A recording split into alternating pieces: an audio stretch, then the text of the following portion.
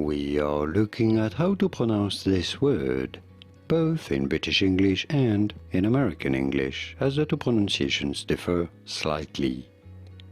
In British English, this is normally said as hammer. You do want to stress on the first syllable, the ha syllable, hammer. In American English, however, this is usually said as hammer, hammer, also an emphasis on the first syllable, but more of an R sound at the end, hammer. Did you get it? Let me know in the comments. Here are more videos on how to pronounce more words in English whose pronunciations aren't exactly always obvious. I'll see you there to learn more.